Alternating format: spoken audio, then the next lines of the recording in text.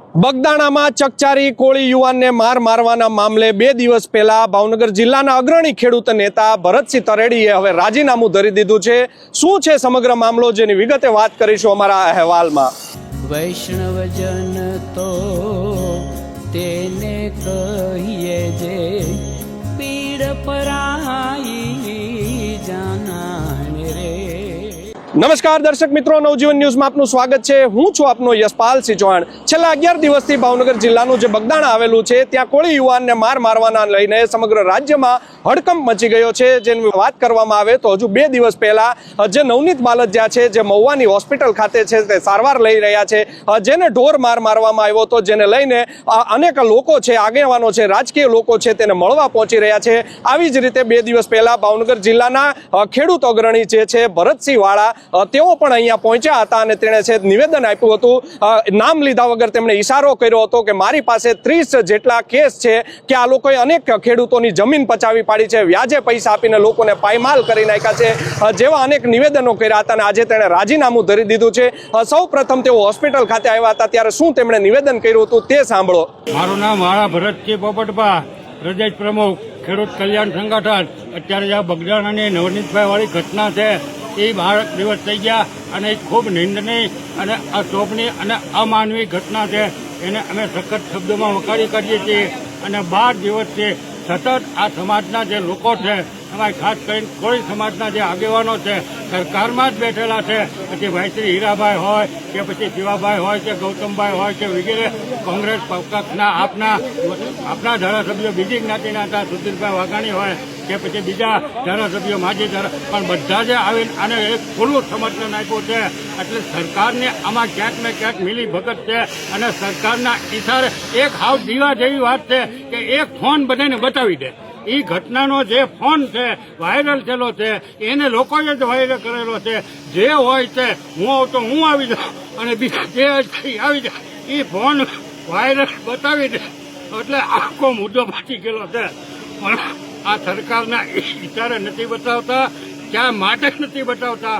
આ તો બહુ સારી વાત કહેવાય કે એવડો મોટો સમાજ અને અડધી સરકાર હચમચી જાય એટલા ધારાસભ્યો ગયા, ત્યારે મુખ્યમંત્રીએ અદબવાળી એસઆઈટી રચના કરી, એને અમે સખત શબ્દોમાં વખોડી કાઢીએ છીએ। ગૃહમંત્રીમાં તાકાત હોય તો અત્યારે ને અત્યારે ખાલી ફોનનો રેકોર્ડ બનાવી દે, હું આવું તો હું આવી જાઉં, હીરાભાઈ તો હીરાભાઈ આવી જાય, પરસોત્તમભાઈ પર જે હોય છે એ શક્તિ સિવાય જે હોય અમને રેકોર્ડિંગ બતાવી દો ને, એટલે વાર। બાકી સૌથી હારામાં હારી 12 દિવસની અંદર વધારેમાં વધારે સૌથી સારું નિવેદન કોઈએ જો ઢબકેલું હોય તો એ કાલ પરસોત્તમભાઈ સોલંકીએ ગાંધીનગરમાં કીધું કે જ્યારે મીડિયાએ પૂછ્યું ત્યારે મેં રાત્રે જોયું અને સાંભળ્યું કે જો સરકાર તમને ન્યાય નહીં આપે તો તમે શું કરો, ત્યારે આવો જ એનું નામ કહેવાય। પરસોત્તમભાઈ કીધું સરકાર નહીં આપે તો અમે લડી લેવું, ન્યાય અમે મેળવી દઉં।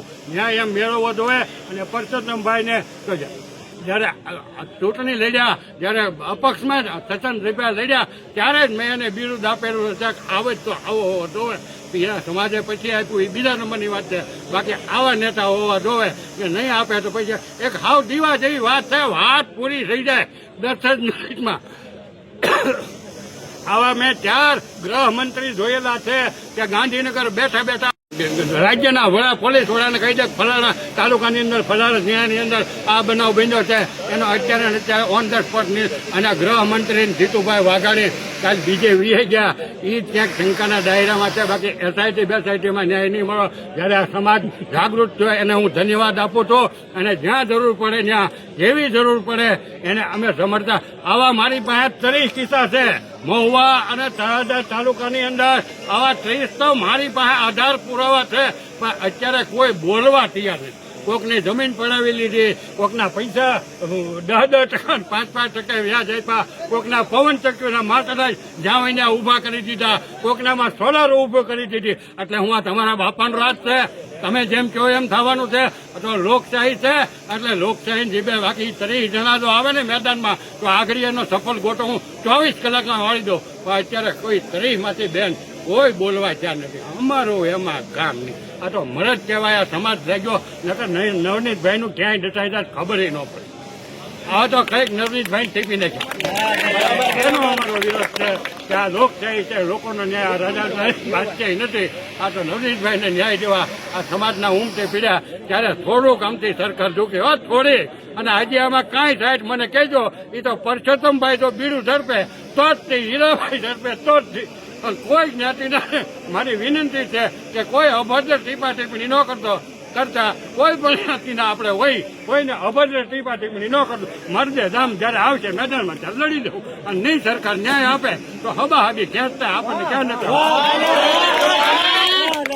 તો આપે સાંભળ્યા હતા ભરતસિંહ વાળા, જે ખેડૂત અગ્રણી છે ભાવનગર જિલ્લામાં, જેનું મોટું નામ ગણવામાં આવે છે.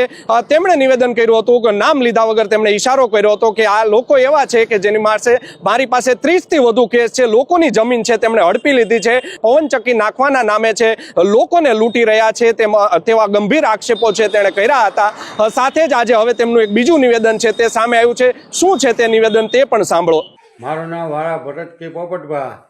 અત્યારે જે બગદાણા બાબતે નવનીતભાઈ બાબતે જે નિવેદન આપ્યું હતું એમાં કોઈને કાંઈ મનદુખ કે ઓલું લાગ્યું હોય તો દરગુદર કરવું.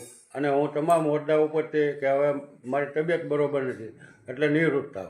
તો આપે સાંભળ્યું જે અગ્રણી નેતા છે ભરતસિંહ વાળા, તેના 2 જ દિવસમાં સૂર બદલાઈ ગયા છે. કહી શકાય કે કોઈ રાજકીય પ્રેશર છે તેમને આવ્યું હોય, મોટું પ્રેશર આવ્યું હોય તેઓ તે કહી રહ્યા છે કે 2 દિવસ પહેલા બે જે નિવેદન કર્યું હતું, મારી તબિયત સારી નથી એટલે હું મારા તમામ હોદ્દા પરથી રાજીનામું આપું છું. સાથે જ તેણે કહ્યું હતું કે કોઈને દુઃખ લાગ્યું હોય તો પણ હું માફી માંગુ છું. આમ જે ખેડૂત નેતા છે તેના 2 જ દિવસમાં સૂર બદલાયા છે. તેની પાછળ શું કારણ છે તેને લઈને હજુ સુધી ભરતસિંહ વાળાની સાથે અમારે સંપર્ક નથી થઈ શક્યો. જ્યારે તેમની સાથે સંપર્ક થશે ત્યારે અમે તે પણ દર્શાવશું કે શું કારણ હતું. પરંતુ ચોક્કસથી જે લોકો છે તે કહી રહ્યા છે કે 2 દિવસ પહેલા તેમણે ભાવનગરની મહુવાની જે હનુમંત હોસ્પિટલ છે ત્યાં જે ધારદાર જે છે તે ભાષણ કર્યું હતું, જેને લઈને તેમને માફી માંગવી પડ્યું અથવા તો તેમણે રાજીનામું ધરી દીધું હોય તેવી પૂરેપૂરી શક્યતા છે. આમ જો આ વિષયની વાત કરવામાં આવે તો નવનીત બાલદિયાનો જે કેસ છે તેમાં છે તે પેલું જ આ રાજીનામું છે તે ખેડૂતો નેતાનું પડ્યું છે. જોવું રહ્યું આગામી સમયમાં. હવે આજે સુરતથી 200 જેટલી ગાડીઓનો જે કાફલો છે તે આવી રહ્યો છે અને નવનીતભાઈ બાલદિયા છે તેની ખબર અંતર પૂછવા માટે આવી રહ્યા છે. SITની રચના કરી દેવામાં આવી છે, તેમાં શું છે તે સામે આવે છે તે આવનારો સમય જ કહેશે. યશપાલસિંહ ચૌહાણ, નવજીવન ન્યૂઝ, મહુવા.